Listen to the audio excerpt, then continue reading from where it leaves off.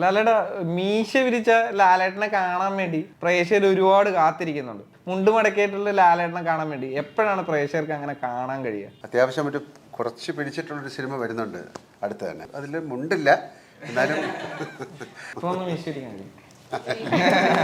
അതൊരു സന്തോഷമാണ്. പലരുടെയും വിചാരം എൻ്റെ പേര് ലാലേട്ടാണ്. കുഞ്ഞു കുട്ടികളില്ല, വയസ്സായ ആൾക്കാരൊക്കെയാണ്. വളരെ 90 വയസ്സായ ആൾക്കാർ ലാലേട്ട എവിടെ പോകുന്നതെന്ന് ചോദിക്കും. റാമില് ഒരു വെസ്റ്റേൺ സ്റ്റൈലിലാന്ന് തോന്നുന്നല്ലേ? ആയിരിക്കാം. മിഷൻ ഇമ്പോസിബിൾ പോലെ ഇരിക്കും എന്നൊക്കെ പറയുന്നുണ്ട്. ഇവര് തന്നെ പറയണതാ. എനിക്കതുകൊണ്ട് ഭയങ്കര റെസ്പെക്റ്റാ പ്രണവിനോട്. പ്രണവിൻ്റെ ആക്ടറെ പ്രണവ് എങ്ങനെയാണ് ഡെവലപ്പ് ചെയ്തെടുക്കുന്നതെന്ന് നമുക്ക് പ്രണവിനോട് തന്നെ ചോദിച്ചാലേ മനസ്സിലാവുള്ളൂ. തീർച്ചയായും അയാൾക്ക് അങ്ങനെ ആയിരിക്കാം. ഒരുപാട് സിനിമകൾ ചെയ്യാൻ ഇഷ്ടമല്ലാത്ത ഒരാളാണ്. വളരെ ഡിഫറൻ്റായ രീതിയിൽ കാര്യങ്ങൾ നോക്കി കാണുന്ന ഒരാളാണ്. മിടുക്കനെ. ഞാൻ സിനിമയിൽ വരുമ്പോൾ ലാൽ സൂപ്പർ സ്റ്റാറാണ്. എനിക്കിപ്പോഴും ലാലൊരു സ്ഥലത്ത് വന്ന് ഇറങ്ങുന്ന കാണുമ്പോൾ ഒരു സൂപ്പർ സ്റ്റാർ പറഞ്ഞ പോലെ തന്നെ തോന്നുന്നു. അപ്പോൾ കൂട്ടുകാരനൊക്കെ ഞാൻ മറന്നു പോകും. അപ്പം എങ്ങനെയാണ് നിങ്ങൾ അഭിനയിക്കുന്നത് എന്ന് ചോദിച്ചു കഴിഞ്ഞാൽ എനിക്ക് ആൻസർ പറയാൻ അറിഞ്ഞൂടാ. ആ സിനിമ മോശമാണെന്ന് പറയാൻ ഉള്ള എല്ലാ അധികാരവും നിങ്ങൾക്കുണ്ട്.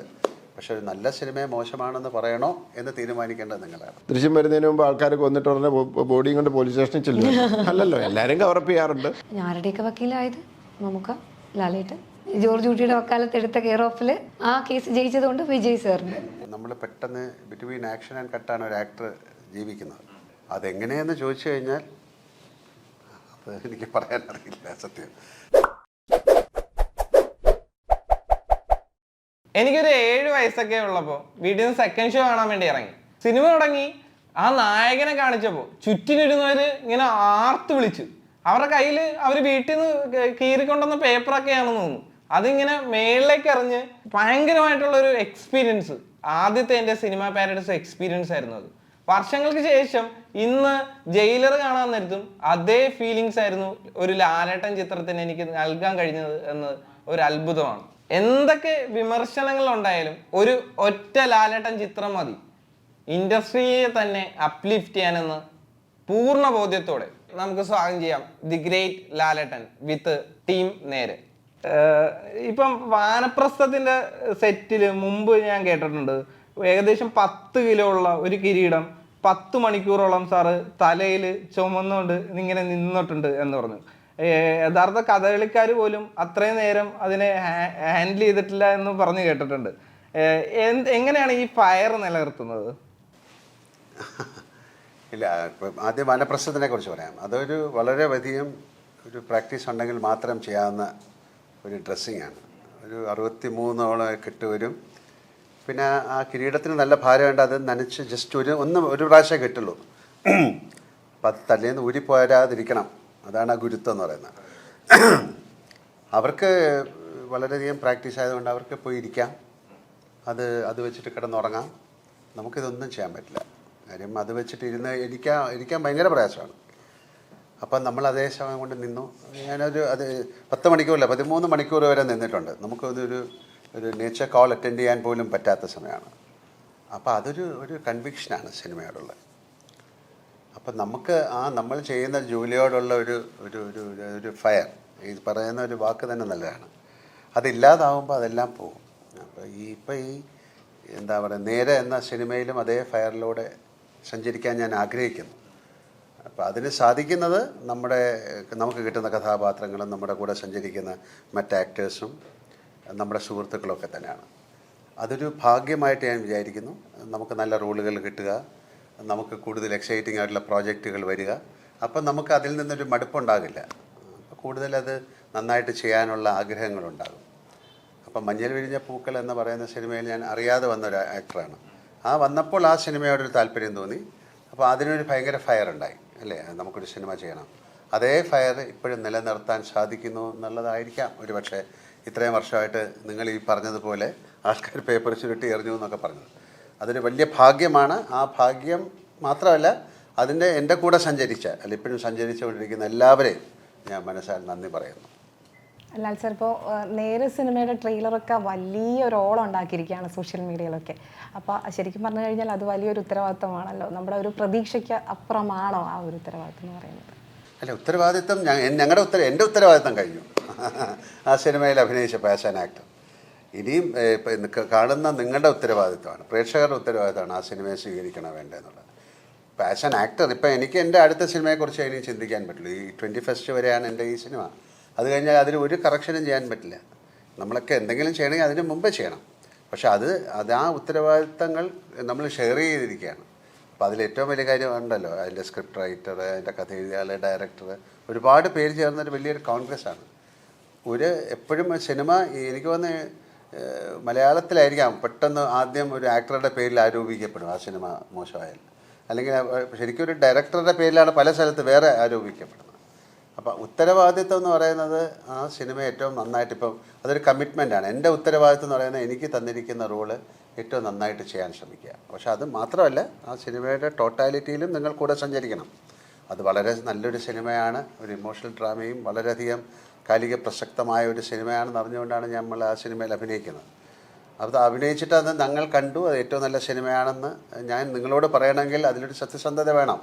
അപ്പോൾ ആ സത്യസന്ധതയോടെ തന്നെയാണ് പറയുന്നത്. നേരെന്നുള്ളത് ഞങ്ങൾ വളരെയധികം കഷ്ടപ്പെട്ടുണ്ടാക്കിയൊരു സിനിമയാണ്. അവർ ഒരുപാട് എത്രയോ വർഷങ്ങളായിട്ട് മനസ്സിൽ കിടന്നൊരു തോട്ടിനെ ഇവർ രണ്ടുപേരും കൂടെ ഏതാണ്ട് 2 വർഷം കൊണ്ട് ചെയ്തിട്ട് ഞങ്ങളെടുത്ത് വന്ന് പറഞ്ഞ് നമുക്കും അത് ഇഷ്ടമായി ചെയ്തൊരു സിനിമയാണ്. ആ സിനിമ മോശമാണെന്ന് പറയാൻ ഉള്ള എല്ലാ അധികാരവും നിങ്ങൾക്കുണ്ട്. പക്ഷെ ഒരു നല്ല സിനിമയെ മോശമാണെന്ന് പറയണോ എന്ന് തീരുമാനിക്കേണ്ടത് നിങ്ങളാണ്. ഈ കഴിഞ്ഞിടയ്ക്ക് ഒരു റിപ്പോർട്ട് വന്നിരുന്നു, എന്താ ലാലേട്ടനുമായിട്ട് ഏറ്റവും കൂടുതൽ ചിത്രം അല്ലെങ്കിൽ ഏറ്റവും കൂടുതൽ ചിത്രത്തിൽ അഭിനയിച്ചത് ജഗതി ചേട്ടനാണെന്നാണ് ഞങ്ങളൊക്കെ വിചാരിച്ചത്. പക്ഷെ കഴിഞ്ഞിടയ്ക്കാണ് അറിയുന്നത് അത് സിദ്ദിഖിക്കയാണ് ഏറ്റവും കൂടുതൽ അഭിനയിച്ചത്. ഇപ്പൊ പെട്ടെന്ന് ഓർത്തെടുക്കുവാണെങ്കിൽ എന്താ കപ്പൊന്നും കിട്ടാത്ത ഐറ്റം ആയിട്ട് ഞാൻ ഹോർലിക്സ് സൂപ്പിലിട്ടു എന്നൊക്കെ ലാലേട്ടൻ പറയുന്നത് ദൃശ്യത്തിലെ ആ കോമ്പിനേഷൻ സീനും ഒക്കെ ഇങ്ങനെ മനസ്സിലേക്ക് വരികയാണ്. അപ്പോൾ ഈ ലാലേട്ടൻ എന്നൊരു ആക്ടിനെ, നാച്ചുറൽ ആക്ടിനെ ഇങ്ങനെ കണ്ടുകൊണ്ടിരിക്കാൻ നേരത്ത് ആ ആക്ടറിൽ വരുന്ന ഇങ്ങനെ ഒരു അപ്ലിഫ്റ്റിംഗ് ഉണ്ടല്ലോ, ഓരോ സിനിമ കഴിഞ്ഞ് പുതിയതായി വരുന്ന മാറ്റങ്ങളെ, അത് ഒരു സഹനടൻ എന്ന അർത്ഥത്തിൽ എങ്ങനെയാണ് സിദ്ദിഖിയെ നോക്കി കാണുന്നത്? അതിനേക്കാളും ഇപ്പോൾ ഒന്നിച്ച് അഭിനയിക്കുമ്പോഴോ അല്ലെങ്കിൽ ഒന്നിച്ചിരുന്ന് സംസാരിക്കുമ്പോഴോ ഒക്കെ കുറച്ച് കഴിയുമ്പോൾ നമ്മളിത് മോഹൻലാലാണ്, സൂപ്പർ സ്റ്റാറാണ്, നിമിഷങ്ങൾക്ക് ലക്ഷങ്ങളുടെ വിലയുള്ള ആളാണെന്നൊക്കെ ഉള്ളത് മറന്നു. ഏറ്റവും അടുത്ത സുഹൃത്തായിട്ട് തന്നെയാണ് എന്നെയും അങ്ങനെയാണ് കണക്കാക്കുന്നതും. അല്ലെങ്കിൽ ലാലിൻ്റെ ഈക്വലായിട്ടൊരാളെ പോലെയാണ് ലാൽ പലപ്പോഴും എന്നെ ട്രീറ്റ് ചെയ്യുന്നത്. അപ്പോൾ അതുകൊണ്ട് നമ്മളത് മറന്നു പോകും. പക്ഷെ എന്നാൽ പോലും ഞാൻ സിനിമയിൽ വരുമ്പോൾ ലാൽ സൂപ്പർ സ്റ്റാറാണ്. രാജാവിൻ്റെ മകൻ കഴിഞ്ഞ് ഒരു സൂപ്പർ സ്റ്റാർഡം നിലനിൽക്കുന്ന സമയത്താണ് ഞാൻ സിനിമയിൽ വരുന്നത്. അപ്പോൾ അതുകൊണ്ട് എനിക്കിപ്പോഴും ലാലൊരു സ്ഥലത്ത് വന്ന് ഇറങ്ങുന്നതാകുമ്പോൾ ഒരു സൂപ്പർ സ്റ്റാർ പറഞ്ഞ പോലെ തന്നെ തോന്നുന്നു. അപ്പോൾ കൂട്ടുകാരനൊക്കെ ഞാൻ മറന്നു പോകും. അപ്പോൾ എപ്പോഴും അങ്ങനെ ഒരു സ്റ്റാറിനെ കാണുന്ന പോലെയാണ് ഫസ്റ്റ് ടൈം കാണുന്നത്. അത് എല്ലാ ദിവസവും. ഇപ്പോൾ ഇന്നലെ അങ്ങനെ കണ്ടാലും നാളെയും രാവിലെ ഒന്ന് കാറിൽ ഇറങ്ങുമ്പോൾ എനിക്കിങ്ങനെ മോഹൻലാൽ വരുന്നു എന്നുള്ളൊരു എക്സൈറ്റ്മെൻറ്റ് നിങ്ങൾക്കുള്ളതുപോലെ എനിക്കും അങ്ങനെ തോന്നാറുണ്ട്. അത് കഴിഞ്ഞിട്ട് പിന്നെ സംസാരിച്ച് കഴിഞ്ഞാൽ അതങ്ങനെ അങ്ങനെ മാറിപ്പോവും. ചോദ്യം എന്തായിരുന്നു? എൻ്റെ വളർച്ച എന്താണ്? മീൻസ് കൂടെ സഹനടൻ എന്ന അർത്ഥത്തില് ആ ഒരു അപ്ലിഫ്റ്റിംഗ് എപ്പോഴും കണ്ടോണ്ടിരിക്കുന്ന ഒരാളാണല്ലോ ഇപ്പൊ. അത് പക്ഷെ അങ്ങനെ ഒരു വ്യത്യാസം ഫീൽ ചെയ്തിട്ടില്ല. അത് നേരത്തെ കണ്ട പോലെ തന്നെയാണ് ഇപ്പോഴും. അപ്പം ഞങ്ങളിങ്ങനെ ഒന്നിച്ച് ട്രാവൽ ചെയ്യുന്നതുകൊണ്ട് അതിങ്ങനെ ഒരേപോലെ തന്നെയാണ് പോകുന്നത്. അല്ലാതെ കുറച്ച് കാലം കഴിഞ്ഞപ്പോൾ ഇപ്പം നമ്മൾ പറയുമല്ല, പുള്ളി പണ്ടത്തെ പോലെ ഒന്നുമില്ല, ഇപ്പം ആകെ മാറിപ്പോയി മറ്റേ സിനിമ. അങ്ങനെ എനിക്ക് ഒരിക്കലും പറയാൻ തോന്നിയിട്ടില്ല. എന്ന് കാണുന്നത് ഞാൻ ഈ രാജാവിൻ്റെ മകൻ കഴിഞ്ഞിട്ട് അടുത്ത സിനിമ ഭൂമിയിലെ രാജാക്കന്മാർ. അപ്പം ഭൂമിയിലെ രാജാക്കന്മാരിൽ ഞാൻ എടുത്ത് പറയാൻ ഒരു ക്യാരക്ടറിന് പേര് പോലുമുള്ള റോളല്ല, ഒരു ചെറിയ റോളാണ് ചെയ്യുന്നത്. പക്ഷേ ലാലുമായിട്ട് കോമ്പിനേഷൻ ഉണ്ട്. അപ്പം എനിക്ക് ഷൂട്ടിംഗ് ഇല്ലാത്ത ദിവസമൊക്കെ പോയി ഞാൻ ഇരുന്നിങ്ങനെ സംസാരിക്കുകയൊക്കെ ചെയ്യുന്നത്. അപ്പോൾ അന്ന് ഭൂമിയിലെ രാജാക്കന്മാർ സമയത്ത് ലാലിങ്ങനെ എന്തോ പറഞ്ഞ സമയത്ത് എനിക്ക് ഓർമ്മയുണ്ട് ലാൽ പറഞ്ഞത്, ഞാനിങ്ങനെ അഭിനയിക്കാനൊക്കെ വരുമ്പോഴും ഇത്രയൊക്കെ ആവുമെന്നൊന്നും ഞാൻ വിചാരിച്ചിട്ടില്ല. ഇത്രയൊക്കെ ആവുമെന്ന് വിചാരിച്ചിട്ടില്ലാത്തത് രാജാവിൻ്റെ മകൻ സമയത്ത് പറഞ്ഞു. അപ്പോൾ പിന്നെ അവിടെ നിന്നൊക്കെ എവിടെയോ പോയി. അപ്പോൾ അന്ന് പോലും അത്രയും പോലും വിചാരിച്ചിട്ടില്ല എന്ന് പറയുന്ന ഒരാളാണ്. അപ്പോൾ അതുകൊണ്ട് വേറൊരു മാറ്റങ്ങളൊന്നും ഒരിക്കലും തോന്നിയിട്ടില്ല. അത് അഭിനയത്തിൽ വന്നിട്ടുള്ള മാറ്റങ്ങൾ, പല പല കഥാപാത്രങ്ങൾ ചെയ്യുമ്പോഴുള്ള മോഹൻലാൽ എന്ന നടൻ്റെ വളർച്ച ഞാനും ഒരു പ്രേക്ഷകനെ പോലെ നിങ്ങളെപ്പോലെ തന്നെ പുറത്തുനിന്ന് നോക്കി കണ്ടിട്ടുണ്ടെന്നല്ലാതെ ഒരു സഹപ്രവർത്തകൻ എന്നുള്ള നിലയിൽ എനിക്ക് അന്ന് കണ്ട മോഹൻലാൽ തന്നെയാണ് ഇപ്പോഴും. അതിനകത്തെങ്കിലും പ്രത്യേകിച്ചൊരു മാറ്റം കണ്ടിട്ടില്ല.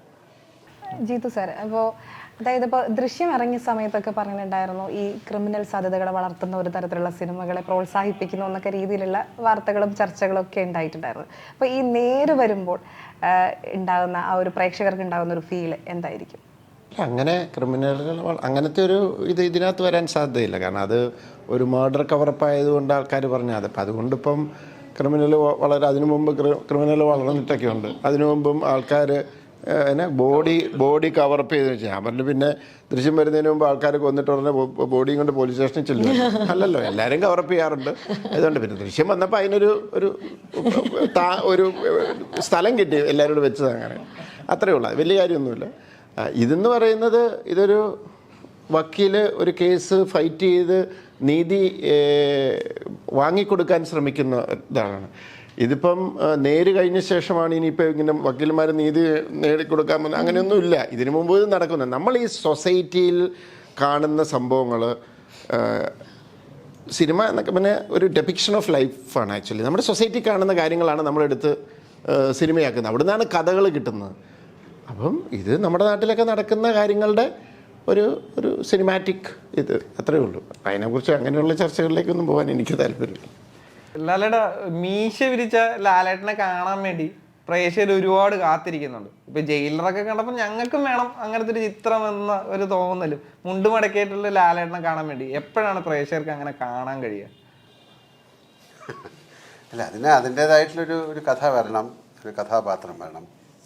ഈ സിനിമയിൽ ഞാൻ മീശ പിടിച്ച് വന്നു കഴിഞ്ഞാൽ ഒരിക്കലും ശരിയാവില്ലല്ലോ. അങ്ങനെ അത്തരത്തിലൊരു സിനിമ വരട്ടെ. ഇപ്പം അത്യാവശ്യം കുറച്ച് പിടിച്ചിട്ടുള്ളൊരു സിനിമ വരുന്നുണ്ട് അടുത്ത് തന്നെ, മലയക്കോട്ടവാലും. അതിൽ മുണ്ടില്ല, എന്നാലും അതിലൊരു ആക്ഷൻ വളരെയധികം രസമുള്ളതാണ്. ഒരു മീശ പിടിച്ചിട്ടുള്ളൊരു സിനിമ എന്ന് പറഞ്ഞിട്ടൊരു സിനിമ ഉണ്ടാകാറില്ല. ആ സിനിമയിലേക്ക് പിന്നെ ഞാൻ മീശ പിടിച്ച് അഭിനയിക്കുകയാണ്. അങ്ങനെ മീശ പിടിച്ച് മോഹൻലാലിന് വേണ്ടി ഒരു കഥ എഴുതുമ്പോഴാണ് കുഴപ്പമാകുന്നത്. ഈ സിനിമയിൽ പോലും ഇപ്പോൾ ജിത്തുവിനോട് ചോദിച്ചു കഴിഞ്ഞാൽ അദ്ദേഹം പറയും, ഈ സിനിമ എഴുതുമ്പോഴൊന്നും എന്നെ ഉദ്ദേശിച്ചിട്ടേ അല്ല അവർ ആ കഥ എഴുതുന്നത്. അവരൊരു കഥ എഴുതി അതിലെ കഥാപാത്രങ്ങളായിട്ട് പിന്നെ അതിലേക്ക് ആര് എന്ന് ചിന്തിക്കുമ്പോഴാണ് നമ്മൾ മനസ്സിൽ വരുന്നത്. ശരിക്കും അതാണ് വേണ്ടത്. നമ്മുടെ ഇവിടെ ഒരുപക്ഷെ നേരെ തിരിഞ്ഞിട്ട് ഒരുപാട് സിനിമകൾ ഉണ്ടായിട്ടുണ്ട്. ആ സിനിമ പലതും സക്സസ് ആയിട്ടുണ്ട്, പലതും ആ കാരണം കൊണ്ട് മോശമായിട്ടുമുണ്ട്. അപ്പോൾ എപ്പോഴും കഥാപാത്രത്തിന് അനുയോജ്യമായ ആക്ടറെ കണ്ടെത്തുക എന്നുള്ളതാണ് കറക്റ്റ്. പക്ഷെ നമുക്ക് കേരളത്തിൽ അതിൻ്റേതായിട്ടുള്ള ലിമിറ്റേഷൻസ് ഉണ്ട്. എല്ലാ കഥാപാത്രങ്ങളും എല്ലാവർക്കും ചെയ്യാൻ പറ്റില്ല. പക്ഷെ നമുക്ക് കുറച്ച് ആക്ടേഴ്സേ ഉള്ളൂ. അപ്പോൾ ആ സിനിമയിലേക്ക് ആ ഡയറക്ടറിന് തോന്നുന്ന ഒരാളെ കാസ്റ്റ് ചെയ്യാന്ന് പറയുന്നതാണ് ഏറ്റവും നല്ലത്. അപ്പോൾ തീർച്ചയായിട്ടും അടുത്ത് തന്നെ മീശ പിടിച്ച ഒരു സിനിമ ഉണ്ടാകട്ടെ എന്ന് പ്രാർത്ഥിക്കാം. ഇപ്പൊ ഒന്ന് മീശ പിടിക്കാൻ കഴിയും. ഞാൻ താടി വളർത്തിയിരിക്കുന്നതുകൊണ്ട് ഞാൻ മീശ പിടിക്കില്ല. ഈ റാമില് ഒരു വെസ്റ്റേൺ സ്റ്റൈലിലാന്ന് തോന്നുന്നല്ലേ? ആയിരിക്കാം. മിഷൻ ഇമ്പോസിബിൾ പോലെ ഇരിക്കും എന്നൊക്കെ പറയുന്നുണ്ടല്ലോ. അതൊക്കെ ഈ മീഡിയയിലൊക്കെ അല്ലെ, ഈ ഓൺലൈനിൽ ആരാണ്ട് എന്തൊക്കെയോ മിഷൻ ഇമ്പോസിബിൾ ടോം ക്രൂസ് ചെയ്യുന്നുണ്ട്. ഞങ്ങളത് വേറെ, നമ്മൾ വേറെ ഇത്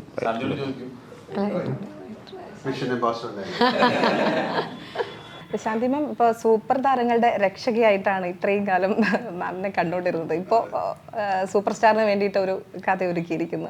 ഒരു പാവത്തിനെ രക്ഷിക്കാൻ തീരുമാനിച്ചു. അതെ, ഏതിനാണ് ഉത്തരം പറയേണ്ടത്? സൂപ്പർ താരങ്ങളെ രക്ഷിക്കുന്നതിനാണോ? രണ്ടിനും ഉത്തരം പറയാം. ഇല്ല, അത് സൂപ്പർ താരങ്ങളെ രക്ഷിക്കുന്ന വന്നു ചേരുന്നതല്ലേ, അതൊരു ഭാഗ്യമായിട്ട് എടുത്തിരിക്കുന്നതാണ്. ഇപ്പം എല്ലാവരും ചോദിക്കും വക്കീലായിട്ട് മാത്രം. ആരുടെയൊക്കെ വക്കീലായത്? മമ്മൂക്ക, ലാലേട്ടൻ, പിന്നെ ജോർജ് കുട്ടിയുടെ വക്കാലത്ത് എടുത്ത കെയർ ഓഫിൽ ആ കേസ് ജയിച്ചതുകൊണ്ട് വിജയ് സാറിന്. കറക്റ്റ്. അപ്പോൾ അതാകുമ്പോൾ സന്തോഷമുള്ള കാര്യമാണ്. നാളെ ഇനി അടുത്തൊരു വക്കീലായിട്ട് പോകേണ്ടി വന്നാൽ അതപ്പം നോക്കാം. അങ്ങനെയാണ് സിനിമയിലേക്ക് വരുന്നത്. ഇപ്പം ലാലേട്ടൻ പറഞ്ഞതുപോലെ ഞാൻ ദൃശ്യത്തിൻ്റെ സമയത്ത് വരുന്നു, അത് കഴിഞ്ഞൊരു ത്രെഡ് നമ്മൾ കഥ എഴുതുന്നു, കഥ എഴുതി ആ ക്യാരക്ടറിലേക്ക് വന്ന് കയറുകയാണ്. സന്തോഷമല്ലേ? ആദ്യമായിട്ട് എഴുതുന്നു, കോറൈറ്ററായിട്ട്, അതും കോറൈറ്ററായിട്ട് എഴുതുന്നത് ജിത്തു സാറിൻ്റെ കൂടെ. അപ്പോൾ അത് ഏറ്റവും വലിയ സന്തോഷം, ഏറ്റവും വലിയ ഭാഗ്യം. അതിൽ അഭിനയിക്കുന്നത് അഡ്വക്കേറ്റ് വിജയ് മോഹനായിട്ട് വരുന്നത് ലാലേട്ടൻ. അതിനപ്പുറത്തേക്ക് എന്ത് ഭാഗ്യമാണ് വേണ്ടത്? ഏറ്റവും വലിയ ജീവിതത്തിൽ ഏറ്റവും ഭാഗ്യവതിയാണ് എന്ന് വിശ്വസിക്കുന്ന നിമിഷമാണ് ഇപ്പോഴും. സിനിമ എന്താകും, 21-ാം തീയതി എന്താകും എന്നുള്ളതിനൊക്കെ അപ്പുറത്തേക്ക് അങ്ങനെ ഒരു ചിന്ത എനിക്ക് എന്ന് വെച്ചാൽ അതിൻ്റെ ഒരു ഭാരമില്ല എന്ന് വേണം പറയാൻ. ഞാൻ വളരെ ബ്ലെസ്ഡാണ്, വളരെ ഗ്രാറ്റിറ്റ്യൂഡാണ്. എനിക്ക് ഈ നിമിഷത്തിനോട് വളരെ സന്തോഷമാണ്. ഇവരുടെ കൂടെ ഇരിക്കുകയാണ്. സിദ്ദിഖ, ജഗദീഷ് ഏട്ടൻ, പിന്നെ അങ്ങനെ എത്രയോ സീനിയർ ആർട്ടിസ്റ്റുകളാണ്. എത്രയോ അതിന് എനിക്ക് തോന്നുന്നു പുതുതായിട്ട് ഒരു കോറൈറ്ററായിട്ട് വരുന്ന ഒരാൾക്ക് ഇതിലും വലിയ ഭാഗ്യം എത്ര പേർക്ക് ലഭിച്ചിട്ടുണ്ടെന്ന് എനിക്കറിയില്ല. വളരെ സന്തോഷം. ഭാഗ്യത്തിനൊപ്പം തന്നെ ഭയങ്കര ഒരു ടെൻഷൻ കൂടെ ഉണ്ടാവില്ലേ? കാരണം ലാലേട്ടനെ പോലുള്ള ഒരാൾക്ക് വേണ്ടിയിട്ട് കഥ എഴുതുമ്പോൾ സത്യം പറഞ്ഞാൽ നിങ്ങൾ ഈ ചോദിക്കുമ്പോഴാണ് ടെൻഷൻ ഉണ്ടാകാത്ത എൻ്റെ പ്രശ്നമാണോ എന്ന് ഞാൻ ചിന്തിക്കുന്നത്. അങ്ങനെയല്ല, നമ്മൾ ചെയ്യുന്ന ജോലി ഇതിലെ വളരെ ഇമ്പോർട്ടൻ്റ് ആയിട്ടുള്ള റോളും അവർ അഭിനയിക്കുന്നുണ്ട്. അതെ. ടെൻഷൻ എന്നുള്ളതല്ല, ഇപ്പം ഇപ്പം എന്നെ ഏൽപ്പിച്ചിരിക്കുന്ന ഒരു ജോലി, എന്നിലൊരു വിശ്വാസം സാർ അർപ്പിച്ചു. സാർ തരുന്നൊരു ജോലി അത് ഉത്തരവാദിത്വത്തോടുകൂടി ചെയ്യുക. എന്താണെങ്കിലും എന്ത് ജോലി ചെയ്യുമ്പോഴും നമ്മൾ 100% നമ്മളെ കൊണ്ട് പറ്റുന്നത് നമ്മൾ ചെയ്തു. പിന്നെ അതിൻ്റെ സക്സസ് ആരാ തീരുമാനിക്കുന്നത്? എന്നെ കൊണ്ട് ചെയ്യാൻ പറ്റുന്നത് ഞാൻ ചെയ്തു കഴിഞ്ഞു. നാളെ അയ്യോ ഞാൻ ചെയ്തില്ല, ഞാനതങ്ങനെ ചെയ്തു എന്ന് തോന്നുന്നിടത്താണ് നമുക്ക് ഈ പറഞ്ഞൊരു ഭയമോ ഒക്കെ ഉണ്ടാവേണ്ടത്. അപ്പം എന്നെ സംബന്ധിച്ച് എന്നെ സാർ ഉത്തരവാദിത്വത്തോടു കൂടി ഏൽപ്പിച്ച ജോലി എന്നെ കൊണ്ട് കഴിയുന്നിടത്തോളം ഞാൻ ചെയ്തു. അതിൽ ഞാൻ നീതി പുലർത്തിയെന്ന് വിശ്വസിക്കുന്ന ഒരാളാണ്. അപ്പം ഭയമല്ല, ഒരു പ്രാർത്ഥനയാണ് ഇപ്പോൾ ഉള്ളത്. ജിത്തു സാർ, ഇപ്പം ജിത്തു സാറിനെ കുറിച്ച് പറയാൻ നേരത്ത് തന്നെ ദൃശ്യമാണ് ആദ്യം ഓർമ്മ വരിക. അപ്പൊ അതേ നടനെ വെച്ച് വീണ്ടും ഒരു ചിത്രം ചെയ്യാൻ നേരത്ത് ദൃശ്യത്തിന് അപ്പുറം നിൽക്കുന്ന ഒരു ചിത്രം എന്നതാണോ മുന്നിൽ കണ്ടത്? ഞാൻ പണ്ട് തൊട്ട് എൻ്റെ ഫസ്റ്റ് സിനിമ കഴിഞ്ഞ് വന്ന് പിന്നെ എൻ്റെ സെക്കൻഡ് സിനിമ ഏതോ ഒരു സിനിമ തൊട്ട് ഞാൻ പറയുന്നൊരു കാര്യമുണ്ട്. എൻ്റെ സിനിമ ഇന്ന സ്ഥലത്ത് എത്തിക്കുക, ഇത്ര കോടി ഇതിൽ എത്തിക്കുക, ഇതൊന്നും എൻ്റെ ലക്ഷ്യങ്ങളിലില്ല. അതാ ഞാനിപ്പോഴും പറയാം, I M A story teller. എനിക്കൊരു കഥ കിട്ടി, ആ കഥ എൻ്റേതായ പെർസ്പെക്റ്റീവിൽ, എൻ്റെ കാഴ്ചപ്പാടിൽ അതിനെ എങ്ങനെ ഒരു നല്ല സിനിമയായിട്ട് ഓഡിയൻസിലെത്തിക്കുക, ആ മാക്സിമം ഓഡിയൻസിൽ കാണുക, അതാണ് എൻ്റെ ലക്ഷ്യം.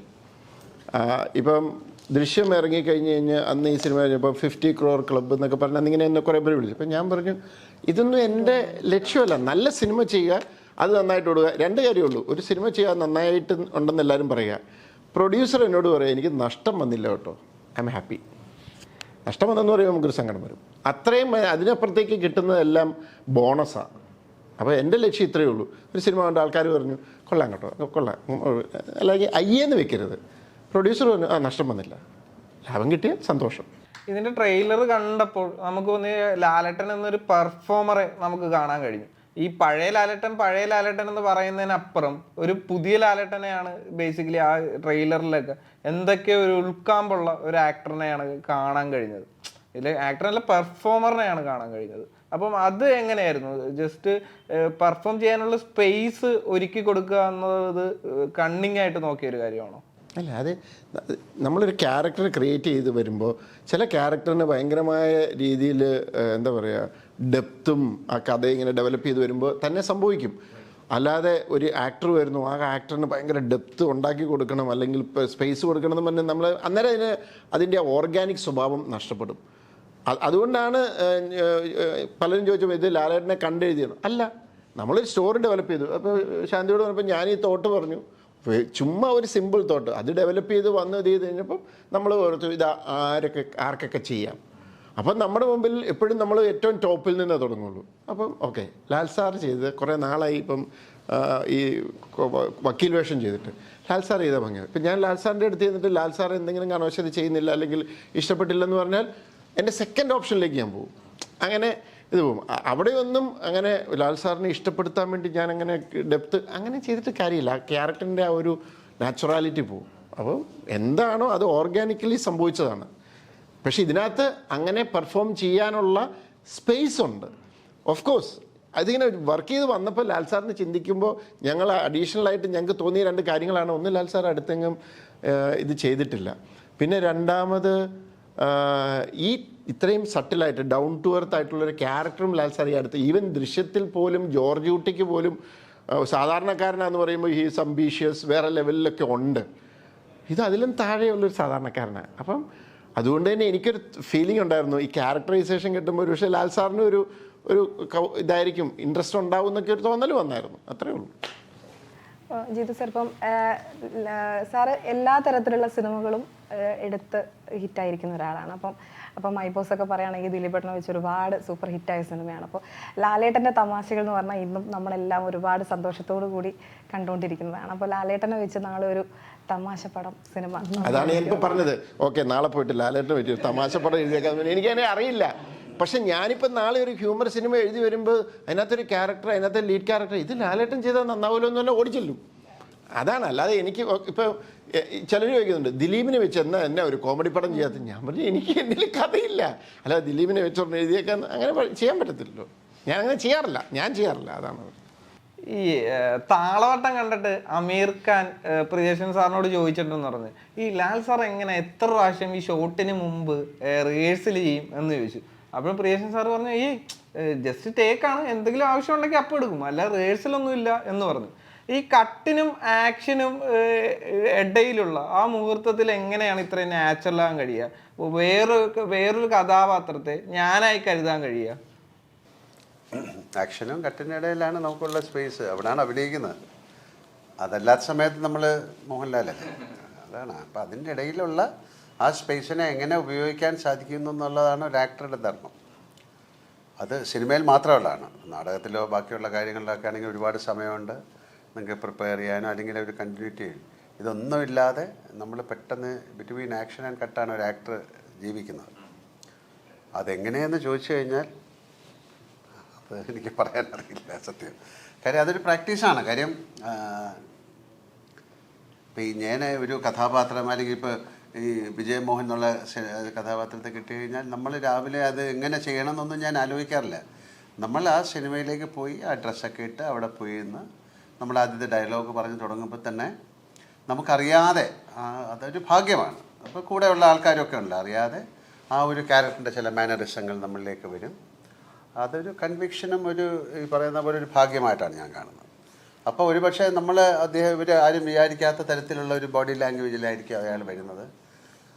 പിന്നെ നമ്മുടെ മനസ്സിൽ അറിഞ്ഞോ അറിയാതെയോ അയാളുടെ കഥ അറിയാം. അപ്പോൾ ആ കഥയിൽ നമുക്ക് നമ്മൾ ചിലപ്പോൾ ഒബ്സർവ് ചെയ്ത ചില ആളുകൾ മനസ്സിലുണ്ടാകും, നമുക്കറിയില്ല. ഞാനത് മനഃപൂർവ്വം ഇപ്പം ഒരു നാളെ ഒരു കോടതിയിൽ പോയിട്ട് ഒരു അഡ്വക്കേറ്റിനെ ഇരുന്ന് കണ്ടുപിടിച്ച് അങ്ങനെയൊന്നും ചെയ്യാൻ പറ്റില്ല. ഓരോ അഡ്വക്കേറ്റ് ഓരോ തരത്തിലല്ലേ അവരുടെ ബിഹേവിയർ പാറ്റേൺ. ഇപ്പോൾ ഒരു ഡോക്ടറായിട്ട് അഭിനയിക്കുകയാണെങ്കിൽ ഒരു ഡോക്ടറുടെ പുറകെ നടന്ന് ചെയ്യാനൊന്നും പറ്റില്ല. ഇപ്പോൾ വനപ്രശ്നം എന്നുള്ള സിനിമ അങ്ങനെയല്ല. കഥകളി എന്ന് പറയുന്നത് അത് പഠിച്ചേ ചെയ്യാൻ പറ്റുള്ളൂ. അല്ലാതെ തോന്നിവാസം കാണിച്ചു കഴിഞ്ഞാൽ അത് കഥകളിയായിട്ട് മാറില്ല. അവിടെ പോലും എനിക്ക് വളരെ കുറച്ച് സമയമേ കിട്ടിയിരുന്നുള്ളൂ ചെയ്യാൻ. കാര്യം 10-40 വർഷമൊക്കെയാണ് കഥകളി പഠിച്ച് വലിയ ആൾക്കാരുടെ കൂടെയാണ്. അപ്പോൾ അതിന് ഞാൻ പറയുന്നത് ഒരു ബ്ലെസ്സിങ് ആണ്. അവരുടെയൊക്കെ അനുഗ്രഹത്തോടു കൂടിയാണ് നമ്മൾ സിനിമ ചെയ്യുന്നത്. അപ്പോൾ എങ്ങനെയാണ് നിങ്ങൾ അഭിനയിക്കുന്നത് എന്ന് ചോദിച്ചു കഴിഞ്ഞാൽ എനിക്ക് ആൻസർ പറയാൻ അറിഞ്ഞൂടാ. ലാലേട്ടാ, ഇപ്പോൾ ഈ ഉസ്താദ് സിനിമയൊക്കെ ഇറങ്ങിയതിന് ശേഷം എപ്പോഴും ഈ പെൺകുട്ടികളുടെ മനസ്സിൽ, ഇപ്പോൾ ഈ ചേട്ടന്മാരൊന്നും ഇല്ലാത്തവർക്ക് ലാലേട്ടൻ ഏട്ടനാണ്. ഇപ്പോൾ കുഞ്ഞു കുട്ടികൾ വരെ ലാലേട്ടന ഏട്ടാന്നാണ് വിളിക്കാറ്. ആ ഒരു വിളി എത്രമാത്രം ആസ്വദിക്കും? ഭയങ്കര പ്ലഷർ അല്ലേ. ഇപ്പം അങ്ങനെ ഇപ്പോൾ ദാസേട്ടാന്നാണ് എല്ലാവരും വിളിക്കുന്നത് അല്ലേ. അതൊരു ഭാഗ്യമായിട്ടാണ് കാണുന്നത്. നമ്മുടെ ഒരു സിനിമയിലൂടെയാണ് വന്നത്. സർവകലാശാല എന്നുള്ള സിനിമയിൽ ലാലേട്ടാന്ന് വിളിച്ച് ആ വിളി കണ്ടിന്യൂ ചെയ്തു. കുഞ്ഞു കുട്ടികളില്ല, വയസ്സായ ആൾക്കാരൊക്കെയാണ്. വളരെ 90 വയസ്സായ ആൾക്കാർ ലാലേട്ട എവിടെ പോകുന്നതെന്ന് ചോദിക്കും. അതൊരു സന്തോഷമാണ്. പലരുടെയും വിചാരം എൻ്റെ പേര് ലാലേട്ടാണ്. മോഹൻലാലിന് വിളിക്കുന്ന അത്യപൂർവ്വ ആൾക്കാരേ ഉള്ളൂ. അല്ലെങ്കിൽ എല്ലാവരും എന്നെ ലാലേട്ടാന്ന് വിളിക്കും. പലപ്പോഴും ഞാൻ കണ്ടിട്ടുണ്ട് വളരെ പ്രൊഫസറായ ഡോക്ടേഴ്സ് അങ്ങനെയൊക്കെ ഉള്ള ആൾക്കാർ ലാലേട്ടാന്ന് വിളിച്ചിട്ട് പുള്ളി തന്നെ ചമ്പുന്നതാണ് ഞാൻ കണ്ടത്. എന്നിട്ട് പറയുന്നത് എല്ലാവരും വിളിക്കുന്നതുകൊണ്ടാണ് ഞാൻ അങ്ങനെ വിളിച്ചോളൂ, എൻ്റെ പേര് അതാണ്. അപ്പോൾ അതൊരു ഭയങ്കര ഭാഗ്യമാണ്. വളരെ ചെറിയ കുഞ്ഞുങ്ങൾ ഇതാരാണെന്ന് അറിയാൻ പോകും, ലാലേട്ട എന്ന് പറയുമ്പോൾ അതൊക്കെ എന്താ പറയുന്ന ഒരു ജീവിതത്തിൽ കിട്ടുന്ന വലിയ ഒരു സന്തോഷവും ഭാഗ്യവും അനുഗ്രഹമായിട്ട് ഞാൻ കാണുന്നു. ലാലേട്ടൻ മുമ്പ് പറഞ്ഞിട്ടുണ്ട് ഇന്ത്യ കാണുകയാണ് ഏറ്റവും വലിയ എഡ്യൂക്കേഷനിൽ ഒന്ന് എന്ന് പറഞ്ഞിരുന്നു. അപ്പം പ്രണവ് ഇന്ത്യ കാണുന്നതാണ് ഏറ്റവും വലിയ എഡ്യൂക്കേഷനിൽ ഒന്ന് എന്ന് പറഞ്ഞു. പ്രണവ് മോഹൻലാൽ എന്നൊരു ആക്ടർ ഈ ട്രാവൽ ചെയ്തുകൊണ്ടിരിക്കാൻ നേരത്ത് അയാൾ ചെയ്യുന്ന ഓരോ ചിത്രങ്ങളും ഒന്നിനൊന്ന് വ്യത്യസ്തങ്ങളായി മാറുകയാണ്. പെർഫോമർ എന്ന നിലയിൽ അപ്ലിഫ്റ്റ് ആയിക്കൊണ്ടിരിക്കുകയാണ്. ഇപ്പോൾ ലാസ്റ്റ് കണ്ട ഹൃദയത്തിൽ പോലും നമ്മൾ ഇതിനു മുമ്പ് കണ്ട ഒരു പെർഫോമറെ അല്ല അതിൻ്റെ അത് കണ്ടത്. ഏറ്റവും പുതുക്കിയ അപ്ഡേറ്റഡ് ആയിട്ടുള്ള ഒരു വേർഷനാണ് കണ്ടത്. പിന്നെ അടുത്ത ചിത്രം വരാൻ പോകുന്നു. യഥാർത്ഥത്തിൽ അയാളുടെ യാത്രയും ഒബ്സർവേഷനുമാണോ യഥാർത്ഥത്തിൽ ഈ അപ്ലിഫ്റ്റിങ് സംഭവിക്കുക? തീർച്ചയായും അയാൾക്ക് അങ്ങനെ ആയിരിക്കാം. നല്ല ഒരുപാട് സിനിമകൾ ചെയ്യാൻ ഇഷ്ടമല്ലാത്ത ഒരാളാണ്. അപ്പം അങ്ങനെ ഇഷ്ടമല്ലാത്ത ഒരാളോട് ഞാൻ പോയിട്ട് ഇത് ചോദിക്കാനും പാടില്ല. തീർച്ചയായും അപ്പം അവർക്ക് യാത്രകളിലൂടെ ഒരുപാട് കാര്യങ്ങൾ അദ്ദേഹം ഒരു പുസ്തകം എഴുതുന്നുണ്ട്. ട്രാവൽ ചെയ്യാൻ വളരെ ഇഷ്ടം, നമുക്കൊക്കെ ഇഷ്ടമാണ്. പക്ഷെ നമ്മൾ ഇതിലേക്ക് കൂടുതൽ കോൺസെൻട്രേറ്റ് ചെയ്തു പോയി. പണ്ട് വളരെ കാലം മുമ്പ് എനിക്ക് ഇതായിരുന്നു, വളരെയധികം ഇഷ്ടമായിരുന്നു ട്രാവൽ ചെയ്യണമെന്നൊക്കെ ആഗ്രഹിച്ചു. പക്ഷേ നമ്മുടെ തിരക്കുകൾ നമ്മൾ അറിയാതെ സംഭവിക്കുന്നതാണ്. ആ ഒഴുക്കിൽപ്പെട്ട് അതിലേക്ക് മാറിപ്പോയി. ഇല്ലായിരുന്നെങ്കിൽ ഇപ്പോൾ ഒരുപക്ഷെ ഞാൻ നിങ്ങളുടെ മുമ്പിലോട്ട് സംസാരിക്കില്ലായിരുന്നു. അപ്പം നമ്മളെ ഡിസൈൻ ചെയ്തിരിക്കുന്നത് ഇങ്ങനെയാണ്, അവരെ ഡിസൈൻ ചെയ്തിരിക്കുന്നത് അങ്ങനെയാണ്. സിദ്ദിഖിക്കും ബേസിക്കലി ആ ഒരു ക്വസ്റ്റ്യൻ ആൻസർ അറിയാവുന്നതാണ്. ആദ്യത്തെ ചിത്രത്തിൽ എന്താ ഫാദറായിട്ട് ഒരുമിച്ച് അഭിനയിച്ചു. ജിത്തു സാറിനും അതിൻ്റെ അകത്തൊരു മറുപടി അറിയാൻ കഴിയുന്ന ഒരു ക്വസ്റ്റ്യനാണ്. കാര്യം ആദ്യത്തെ അസിസ്റ്റൻ്റ് ആയിരുന്നു, ഫസ്റ്റ് ഡയറക്ടറാണ് പ്രണവിൻ്റെ. അല്ല, അയാളുടെ ഒരു വളർച്ച നമ്മളും പുറത്തുനിന്ന് നോക്കിയാണ് കാണുന്നത്. ഈ പറഞ്ഞ പോലെ പ്രണവിൻ്റെ ആക്ടറെ പ്രണവ് എങ്ങനെയാണ് ഡെവലപ്പ് ചെയ്തെടുക്കുന്നതെന്ന് നമുക്ക് പ്രണവിനോട് തന്നെ ചോദിച്ചാലേ മനസ്സിലാവുള്ളൂ. പക്ഷേ അയാളോട് സംസാരിക്കുമ്പോൾ ഒരുപാട് കാര്യങ്ങൾ അറിയാവുന്ന ഒരാളാണ്. പല കാര്യങ്ങളെപ്പറ്റിയും നല്ല ധാരണയുള്ള ആളാണ്. നമ്മളോട് പല പല സംശയങ്ങൾ ചോദിക്കുന്ന ആളാണ്. ഒരിക്കൽ ഞങ്ങൾ ഈ ആദി ഷൂട്ട് ചെയ്യുന്ന സമയത്ത് ഈ ലെന ഞങ്ങളോട് പറഞ്ഞു, നിങ്ങൾ എങ്ങനെയുള്ള ഒരാളാണെന്ന് ഞാൻ വേണമെങ്കിൽ പറഞ്ഞുതരാം, ഞാൻ ചില ചോദിക്കുന്ന ചോദ്യങ്ങൾക്ക് ഉത്തരം പറഞ്ഞാൽ മതി എന്ന് പറഞ്ഞിട്ട് ലെന ഇങ്ങനെ കുറേ ചോദ്യങ്ങൾ ചോദിച്ചു എൻ്റെ അടുത്ത്. അപ്പോൾ ഞാൻ അതിനൊക്കെ ഒരു ഉത്തരങ്ങൾ പറഞ്ഞപ്പോൾ ലെന പറഞ്ഞു, ഇക്ക ഇങ്ങനെയാണ് കാര്യങ്ങൾ കാണുന്നത്, ഇങ്ങനെയാണ് ചിന്തിക്കുന്നത് എന്നൊക്കെ പറഞ്ഞു. അപ്പോൾ പലതും ശരിയാണെന്ന് തോന്നി ഇങ്ങനെ. അപ്പോൾ എന്നിട്ട് പ്രണവിനോട് ചോദിക്കാൻ പോയി. അപ്പോൾ ലെന പറഞ്ഞു, അപ്പോൾ ഇങ്ങനെ നടന്നു പോവുകയാണ്. അപ്പോൾ ഒരു സ്ഥലത്ത് ചെല്ലുമ്പോൾ ഒരു മല കാണുന്നു. അപ്പോൾ അപ്പൂന് എന്ത് തോന്നും? എന്ത് മല? അല്ല, ഒരു മല. അത് എങ്ങനത്തെ മലയാണെന്ന് പറയൂ. ഒരുപാട് ചോദ്യങ്ങൾ തിരിച്ച് ചോദിച്ചിട്ട് ഞാനൊക്കെ നല്ല പടപെടാന്ന് ഉത്തരം പറഞ്ഞു. ലെന അവസാനം ഉത്തരം മുട്ടിയിട്ട് ലെന എഴുന്നേറ്റ് പോയി. ഇത് ശരിയാവില്ല, ഇതിങ്ങനെ പറഞ്ഞാൽ ശരിയാവില്ല. അതാണ് അപ്പു.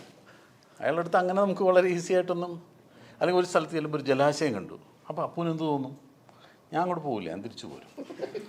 ഇങ്ങനെ നമ്മളാരും പറയാത്ത ഉത്തരങ്ങളൊക്കെയാണ് അയാൾ പറയുക. അപ്പോൾ വളരെ ഡിഫറൻ്റായ രീതിയിൽ കാര്യങ്ങൾ നോക്കി കാണുന്ന ഒരാളാണ്. മിടുക്കനെ. ജിത്തു സാറ് എങ്ങനെ? അല്ല, എന്നെ സംബന്ധിച്ചോളം ഞാൻ വർക്ക് ചെയ്ത് എനിക്ക് തോന്നിയൊരു കാര്യം വെച്ചാൽ, ഇപ്പോൾ സാർ പറഞ്ഞ പോലെ ഒത്തിരി സിനിമകൾ അങ്ങനെ ചെയ്യണമെന്നൊന്നും അദ്ദേഹത്തിന് ആഗ്രഹമൊന്നുമില്ല. പക്ഷേ ചെയ്യുന്നത് വൃത്തിയായിട്ട് ചെയ്യണമെന്നുണ്ട്. ഇപ്പോൾ എന്ത് കാര്യം ചെയ്യുമ്പോഴാണ്, അന്നാണെങ്കിലും അതിനകത്ത് ഗിറ്റാർ വായിക്കുന്ന പർട്ടിക്കുലർ ഇത് വന്നപ്പോൾ അന്ന് മ്യൂസിക് ഡയറക്ടറൂടെ വന്നിരുന്ന് അത് എങ്ങനെയാണെന്ന് ചെയ്ത് പഠിച്ച് അങ്ങനെ ചെയ്ത്, അപ്പോൾ എന്താണോ അതിൻ്റെ ഒരു പെർഫെക്ഷന് വേണ്ടി എഫേർട്ട് ഇടുന്ന ഒരാളാണ്.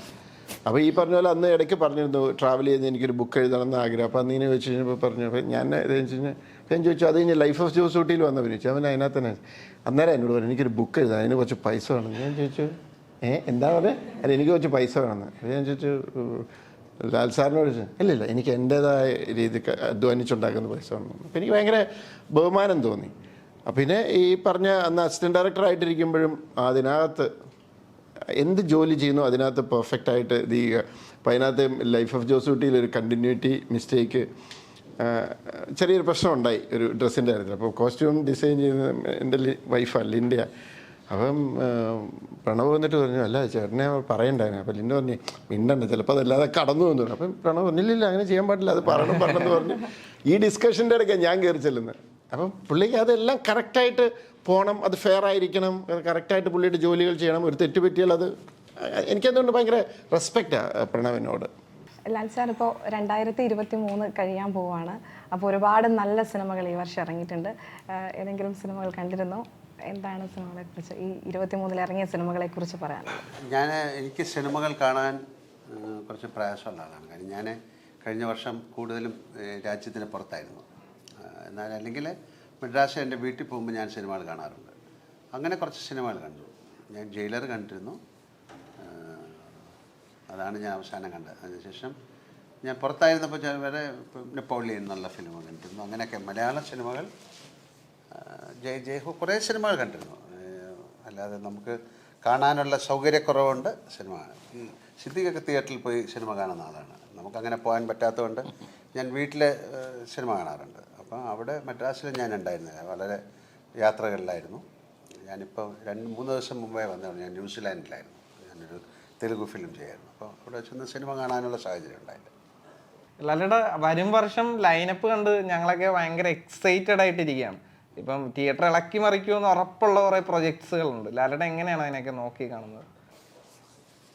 ഇളക്കി മറിക്കാൻ സാധിക്കട്ടെ, അല്ലാതെ ഞാൻ എന്താ പറയുക, എല്ലാം നല്ല സിനിമകളായിരിക്കും. നമ്മൾ അങ്ങനെയല്ലേ, നല്ല സിനിമകളിലേക്ക് വേണ്ടിയാണ് ശ്രമിക്കുന്നത്. വലിയ സിനിമകളാണ് ഈ, അതായത് നമ്മുടെ മലയാള സിനിമയ്ക്ക് വലിയ മാറ്റങ്ങളുണ്ടായി. കാര്യം ഈ കോവിഡ് സമയത്ത് ദൃശ്യം എന്നുള്ള സിനിമ അതിന് വലിയൊരു ഫാക്ടറാണ്. ഒരുപാട് പേർക്ക് മലയാള സിനിമയെക്കുറിച്ച് അറിയാം. അപ്പം നമുക്ക് മലയാള ആക്ടേഴ്സിനെ കുറിച്ച് അറിയാം. നമുക്ക് മലയാള സിനിമ വലിയ സിനിമകൾ അവർ അതിനെ വെയിറ്റ് ചെയ്തിരിക്കുന്നുണ്ട്. അപ്പം വലിയ സിനിമകൾക്കെന്ന് പറഞ്ഞാൽ ചെറിയ സിനിമകളുടെ കാര്യമല്ല പറഞ്ഞാൽ, നമുക്ക് ഒരുപാട് പോസിബിലിറ്റി ഉണ്ട്. തമിഴും തെലുങ്കും ഹിന്ദി തമിഴിലേക്കൊക്കെ ഡബ് ചെയ്ത് കഴിഞ്ഞാൽ ആ സിനിമയ്ക്കൊക്കെ പോകാനുള്ള പക്ഷെ അത് വലിയ സിനിമകൾക്കാണ്, ഒരു കമേഴ്ഷ്യൽ എന്ന് പറയുന്ന ആ വാക്ക് ഉപയോഗിക്കുന്ന സിനിമകൾക്കാണ് കൂടുതൽ ചാൻസസ്. സോ അത്തരത്തിലുള്ള സിനിമകളൊക്കെ ഉണ്ടാകട്ടെ, അതിനുള്ള ശ്രമത്തിനാണ്. നേരെ അപ്പോൾ പ്രേക്ഷകരിലേക്ക് എത്താണ്. അപ്പോൾ എന്താണ് പ്രേക്ഷകരോട് നേരിനെക്കുറിച്ച് പറയാനുള്ളത്? അപ്പോൾ ഒരു സീക്കിംഗ് ജസ്റ്റിസ് അല്ലേ, സത്യം അന്വേഷിച്ചുള്ള യാത്രയാണ്. അപ്പോൾ സത്യം അന്വേഷിച്ചുള്ള ആ യാത്രയിൽ ഞങ്ങളോട് കൂടെ ചേരുക, എന്നിട്ട് ഞങ്ങളുടെ കൂടെ ആ സത്യം കണ്ടെത്തുക. അതാണ്. താങ്ക് യു എല്ലാ താങ്ക് യു. ഒരുപാട് സന്തോഷം. എല്ലാവിധ ഒരു കൗതുകം കൊണ്ട് ചോദിക്കുകയാണ്, ഒരാൾക്ക് ഭയങ്കര ശബ്ദം കൂടുതലും ഒരാൾക്ക് ഭയങ്കര ശബ്ദം കുറവും. അതെന്താണ്? അത് സിദ്ദിഖ വന്നപ്പോൾ പറഞ്ഞില്ലേ ടെൻഷനാണ്. നിങ്ങൾക്ക് അങ്ങനെ തോന്നിയോ? ചെറുതായിട്ട് അതെ, ഞാൻ ചോദിച്ചെന്താണ്, ഒരാളുടെ വോളിയം കൺട്രോൾ കുറച്ച് കയറി കിടക്കുന്നു, ഒരാളുടെ വളരെ ഫീബിളായിട്ട്. ലാൽ സാറുള്ളതുകൊണ്ട് ചെറിയൊരു ടെൻഷൻ ഉണ്ടായി. എൻ്റെ ശബ്ദം ഒക്കെ ആയിരുന്നു. സാർ